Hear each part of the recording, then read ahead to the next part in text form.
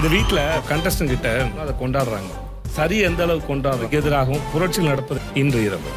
நண்பர்கள் அனைவருக்கும் வணக்கம். வீக்கெண்ட் வந்துருச்சு. விஜய் சேதுபதி வரப்போறாரு. விஜய் சேதுபதி இந்த வீக்கு எந்தெந்த இஷ்யூலாம் அட்ரஸ் பண்ண வாய்ப்பு இருக்குன்னு நீங்க நினைக்கிறீங்கன்றத கண்டிப்பா சொல்லுங்க.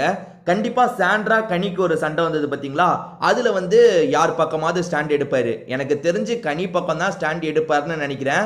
ஏன்னா என்ன வந்தாலும் நான் பாத்துக்கிறேன், சாரிலாம் கேட்க முடியாதுன்ற மாதிரி சாண்ட்ரா சொல்லியிருப்பாங்க. ஏன் சாண்ட்ரா, அவங்க என்ன பாட்டு பாடினாங்க, அது எது உங்களை அஃபெக்ட் பண்ணுச்சு, அதுதானே சாண்ட்ரா கேம்ன்ற மாதிரி சாண்ட்ராவை தான் கொஞ்சம் கார்னர் பண்ணி அட்டாக் பண்ணுவார்னு எனக்கு தோணுது. இதை தாண்டி முக்கியமா என்ன இஷ்யூ நடந்தது, அதே மாதிரி விக்ரம் நேத்து நடந்துகிட்டார்ல, அதுக்காக கேட்பாரு. பட் விக்ரமே ஃபுல் சரண்டர் ஆனதுனால கேட்பாரா என்னன்றது கொஞ்சம் டவுட்டா இருக்கு.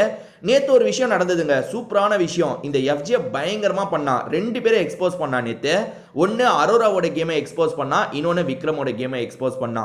அரோராவை லாக் பண்ணி செம்மையா கேள்வி கேட்டான். அரோரா இந்த வீட்டுக்கு வந்ததுல இருந்து பெருசா கேம் பிளேன்னு எதுவுமே பண்ணது கிடையாது. அதுவும் ஒரு 6-7 வாரம் கேம் பிளேன்னு சுத்தமா எதுவுமே பண்ணது கிடையாது. அதுக்கப்புறம் தான் கொஞ்சமாவது கேம்குள்ள வந்தாங்க.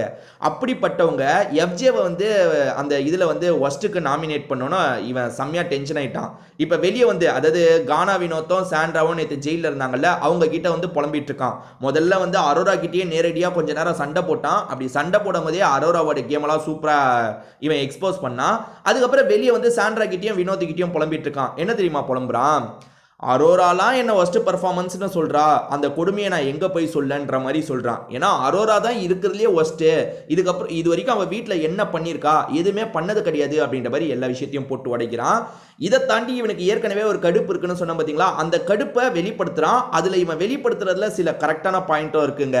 இவனுக்கு என்ன கடுப்புனா, வீக்கெண்ட்ல வச்சு விஜய் சேதுபதி கிட்ட எல்லாத்தையும் சொல்லிட்டாலே, அதாவது ஆதிரையை பத்தி நம்ம பேசின எல்லாத்தையும் சொல்லிட்டாலே, அதாவது அவளை பத்தி நான் 10 விஷயம் சொல்ல முடியும், அந்த 10 விஷயத்த சொன்னா அவன் லைஃபே காலி அப்படி அப்படின்ற மாதிரி இவன் சொல்லியிருப்பான்ல. அதெல்லாம் நான் உதாரணத்துக்கு சொன்னேன், பேசும்போது எல்லாருமே சொல்ற சாதாரண உதாரணத்துக்கு சொன்னேன். அதை பிடிச்சி இவன் வீக்கெண்டு சொல்றானா இவ எவ்வளவு பெரிய ஆளா இருப்பா. அதாவது உண்மையிலேயே ஆதிரை கிட்ட நான் நடந்துகிட்ட விதம் தப்பு அப்படின்னு அவன் நினைக்கிறான்னா, நான் காம்ப்ரமைஸ் பேசினேன், அதாவது இந்த பிரச்சனையை இங்கேயே முடிக்கலான்னு ஆதிரையை சமாதானப்படுத்துறேன், இவன் நடுவில் வரும்போது இவளை சமாதானப்படுத்துறேன், இதெல்லாம் நடக்குது. அப்படி இருக்கும் போது இல்லை எஃப்ஜே நீ பண்ணது தப்பு எஃப்ஜே, நீ இப்படி பண்ணியிருக்க கூடாது எஃப்ஜே, நீ இப்படி பேசியிருக்க கூடாது எஃப்ஜே அப்படின்ற மாதிரி என்கிட்ட சாதாரண நாள்லயே அவ சொல்லியிருக்கலாம். ஆனா சாதாரண நாள்ல சொல்லக்கூடாது, வீக்கெண்டு விஜய் சேதுபதி கிட்ட சொல்லி அதை பிரச்சனையா கிரியேட் பண்ணும் அப்படின்னு நினைக்கிறானா இவ என்ன மாதிரி கேம் ஆடிட்டு இருக்கா. சோ இதனால தான் எனக்கு கடுப்பாயிருச்சு அப்படின்ற மாதிரி இவன் சொல்றான். சோ இவன் நேரடியா அரோரா கூட சண்டை போட்டதையே பார்த்திருப்பீங்க. ஃபுல் எபிசோடு, அதாவது சாதாரண எபிசோட் மட்டும் பார்த்திருந்தீங்கன்னா கொஞ்சோண்டு நேரம் தான் அதை காமிச்சிருப்பாங்க. ஆனா உண்மையில ரெண்டு பேருமே 1 மணி நேரத்துக்கு மேல பேசிக்கிட்டாங்க, மாத்தி மாத்தி பேசிக்கிட்டாங்க. அதுல அரோரா தாங்க பயங்கரமா எக்ஸ்போஸ் ஆகுறாங்க. அரோரா என்ன சொல்றாங்கன்னா, சிம்பிளா சொல்றேனே, இவன் ஒரு விஷயத்தை ஏத்துக்க மாட்டான்னு அரோரா சொல்றாங்க. அதாவது இவனை ஒஸ்ட் பர்ஃபார்மர்னு சொன்னோன்னே, நீ ஒஸ்ட் பர்ஃபார்மர்னு ஒன்று சொன்னோன்னே ஏத்துக்க முடியாம என்கிட்ட இவ்வளோ சண்டை போட்டுட்டு இருக்க, ஏன் நீ ஏத்துக்க மாட்ட, உன் அக்ரெஷன், நீ திடீர்னு அக்ரெசிவா மாறிடுற அப்படி இப்படின்னு அரோரா சொல்லும் போது இவன் சொல்றான், ஆமா நான் அக்ரெஷன் ஆயிடுறேன், என்ன சொல்றத நான் ஏத்துக்க மாட்டேன், நீ மட்டும் என்ன பண்ற, நீயும் அதே தானே பண்ற அப்படின்ற மாதிரி அவங்க பண்ற எல்லா விஷயத்தையும் போட்டு உடைச்சிட்டு இருக்கான். சரி நான் ஒஸ்ட் பர்ஃபார்மர்னா நீ என்ன பண்ண, நீயும் எதுவுமே பண்ணலையே அப்படி இப்படின்ற மாதிரி அவங்கள லாக் பண்றான். உண்மையிலே மேடம் கிட்ட ப்ராப்பரான பதில் இல்ல. யாரே நம்ம அரோரா மேடம் கிட்ட ப்ராப்பரான பதில் இல்ல.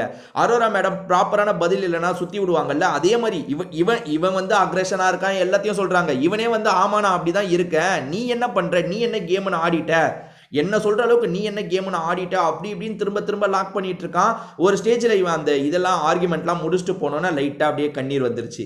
எங்க அவங்க மட்டும் இந்த எஃப்ஜேவை போட்டு அப்படி அடிக்கலாமா, எஃப்ஜே பதிலுக்கு அடிக்கக்கூடாதான். ஸோ எஃப்ஜே நேற்று நல்லா கேட்ட மாதிரி தான் இருந்தது. நீங்கள் என்ன நினைக்கிறீங்க அப்படின்ற உங்களோட கருத்தையும் கண்டிப்பாக கமெண்ட் செக்ஷனில் சொல்லுங்கள்.